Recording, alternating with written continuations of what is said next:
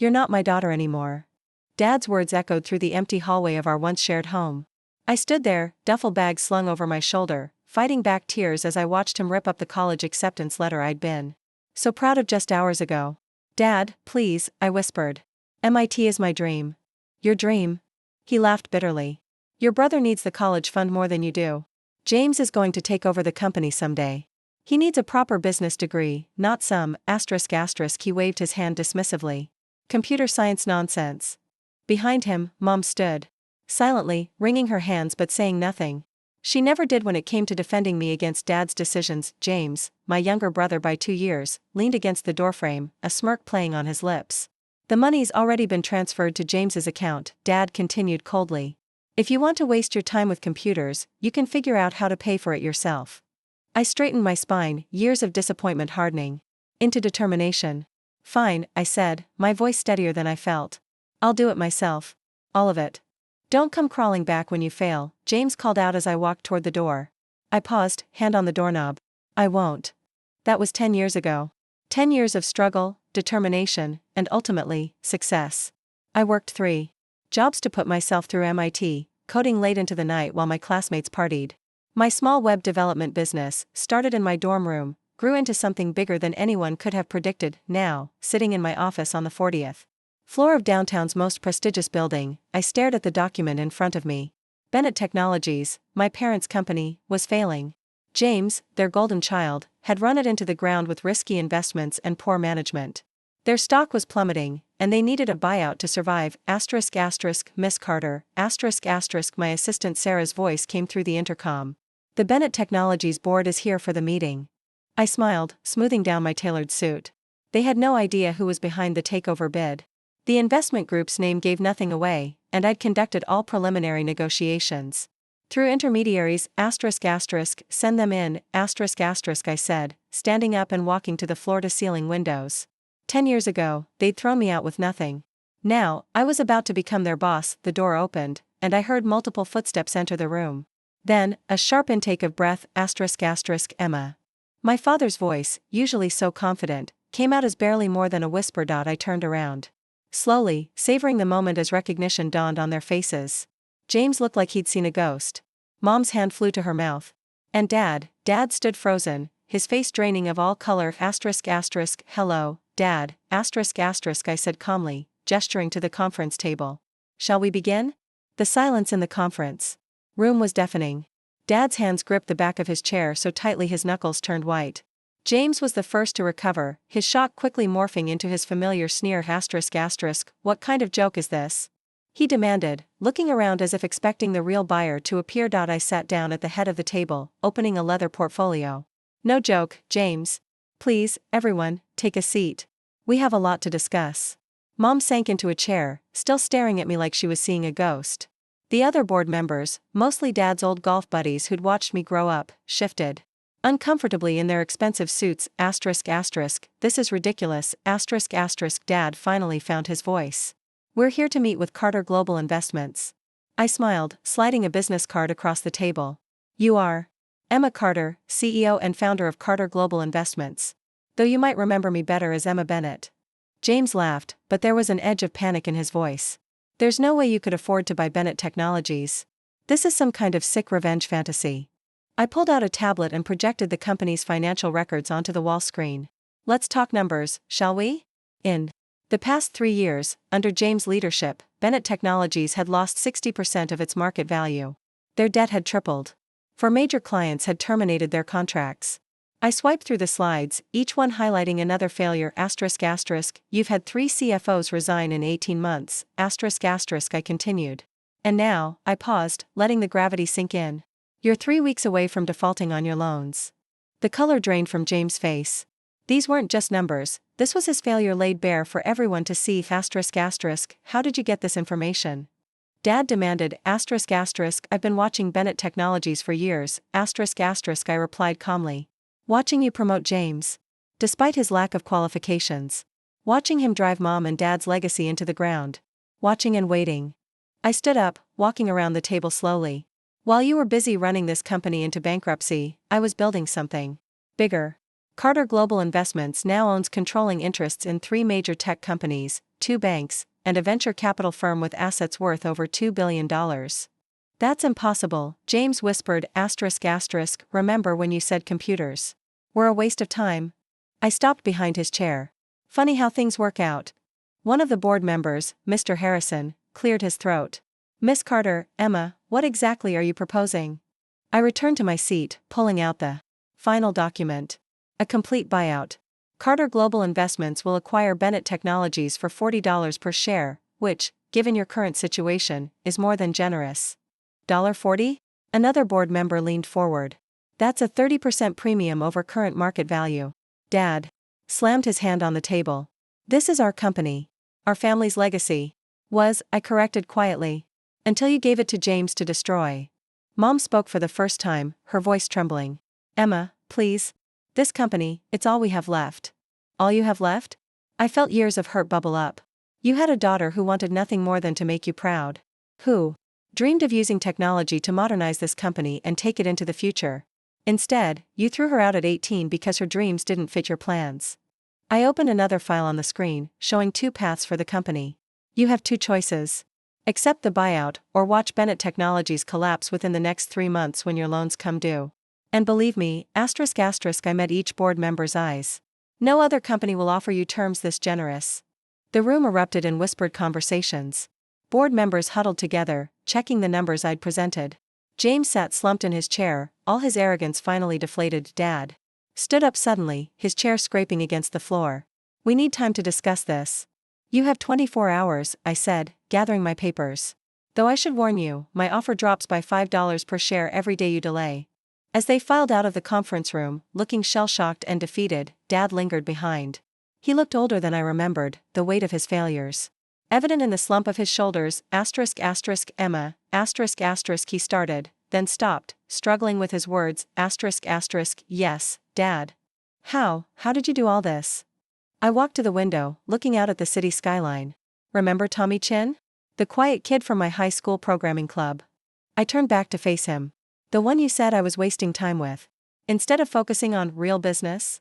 Dad nodded slowly. He and I founded our first tech company together in college. Sold it for $50 million 2 years after graduation. That was just the beginning. I smiled, but there was no warmth in it. Turns out those computer science classes weren't such a waste of time after all. He took a step toward me, reaching out slightly. Emma, the meeting's over, Dad, I cut him off. 24 hours. Make your decision. As the door closed behind him, I sank into my chair, letting out a long breath. Sarah appeared with a glass of water and a concerned look. Are you okay? She asked softly. I looked at the family photo still displayed on the screen, taken 10 years ago, just weeks before they'd thrown me out. We looked happy. Normal. If only I'd known then what I knew now. I'm fine, I said, turning off the display. Schedule a meeting with legal for tomorrow morning. Something tells me we'll be drafting acquisition papers. Sarah nodded and headed for the door, then paused. Emma, for what it's worth, you showed them more mercy than they showed you. I stared at my reflection in the darkened screen, seeing not the scared 18-year-old girl they'd thrown out, but the powerful woman I'd become. It's not about mercy, Sarah, I said quietly. It's about proving them wrong. All of them. The next 24 hours moved like a carefully choreographed dance. I had anticipated every move, planned for every scenario. By morning, my phone was flooded with messages from board members, each one trying to negotiate privately, hoping to secure their position in the inevitable transition. I sat in my home office, a penthouse overlooking the city, scrolling through emails when an unexpected name appeared. Mom, my finger hovered over the delete button, but curiosity won out. Emma, please meet me for coffee. Just us. No Dad. No James. There's something you need to know. I almost declined, but something in the wording caught my attention. After a moment's hesitation, I replied with the address of a small cafe, not the fancy establishments where she usually took her ladies' lunches, but the humble coffee shop where I'd worked during my first year of college. When I arrived, Mom was already there, looking out of place in her designer outfit among the students with their laptops. She'd aged, but gracefully, her hair now streaked with elegant silver instead of the carefully maintained blonde I remembered. You look beautiful, she said softly as I sat down. Successful. What do you want, Mom? I kept my voice neutral. Professional, she wrapped her manicured hands around her untouched coffee cup. There's something you should know about the company. About why your father was so insistent on James taking over. I leaned back, waiting. Mom had always been the quiet one, the proper corporate wife who never questioned Dad's decisions publicly. This was new territory, the company, it's not what you think, she continued, her voice dropping. Your father, he's been hiding things. Major things. The real reason he didn't want you involved wasn't just about tradition or James being the son. What are you saying? She glanced around nervously before pulling out a USB drive. This contains files I've been collecting for years. Financial records, hidden accounts, unofficial agreements. Your father, she paused, taking a shaky breath. He's been running 2 sets of books for over a decade. I took the drive, turning it over in my hands. Why are you giving me this? Because you're smarter than James. You always were. You'll know what to do with it. She reached across the table, touching my hand briefly. And because I should have done this 10 years ago when he threw you out. Before I could respond, she stood up, smoothing her skirt. Whatever you decide to do with that information, I'll understand. Just remember that some of us did believe in you, Emma. We were just too cowardly to say it. She left me sitting there, staring at the USB drive that could change everything. And back at my office, I spent hours going through the files. Mom was right. The corruption ran deep, false invoices, phantom employees, offshore accounts. Dad hadn't just been running the company poorly, he'd been systematically draining it for years. Miss Carter, Sarah's voice interrupted my investigation. The Bennett Technologies board is requesting an emergency meeting. They've made a decision about the buyout. I smiled grimly, pocketing the USB drive. Perfect timing. Set it up for 3 p.m. The boardroom looked different this time. Gone was the shock and outrage from yesterday, replaced by a grim acceptance. Dad sat at the far end of the table, as far from the head seat as possible. James wasn't present. Where's my brother? I asked, noting his absence. Mr. Harrison cleared his throat. James resigned this morning. Effective immediately. I see. I opened my laptop, connecting it to the display. Before we discuss your decision, I'd like to share some new information that's come to light. Dad's head snapped up, his eyes widening as the first document appeared on screen, a detailed breakdown of his hidden financial network. As you can see, I continued calmly, Bennett Technologies has been operating under some interesting accounting practices. The room erupted in chaos. Board members jumped to their feet, shouting questions and accusations. Dad remained seated, his face ashen as decades of deception unraveled before his eyes. That's enough, his voice cut through the noise. This meeting is over. Actually, Dad, I said, my voice carrying clearly across the room, it's just beginning. You see, my offer from yesterday? It's no longer on the table. The board members fell silent, watching the confrontation between father and daughter. Given these revelations, I announced, I'm adjusting my offer to $20 per share, still generous, considering the legal implications of what I've just shown you. You wouldn't, Dad whispered. Your own father. You made your choice 10 years ago, I replied evenly. Now I'm making mine. One by one, the board members turned to Dad, their expressions ranging from disgust to betrayal. Mr. Harrison stood up, straightening his tie. I move to accept Miss Carter's revised offer, he said firmly. All in favor? Hands rose around the table. Dad watched helplessly as his empire crumbled, brought down not by his son's incompetence, but by his own decades of deceit. Very well, I said, sliding a stack of contracts across the table. Let's make this official. As the board members signed the documents, Dad finally stood up, his shoulders slumped in defeat.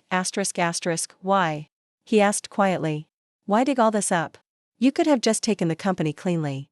I walked over to him, keeping my voice low enough that only he could hear. Because you didn't just rob me of my family, Dad. You robbed every employee of this company of their security, every investor of their trust. This wasn't about revenge. It was about justice. 6 months had passed since the acquisition. Bennett Technologies, now rebranded as Carter Innovation Systems, had undergone a complete transformation.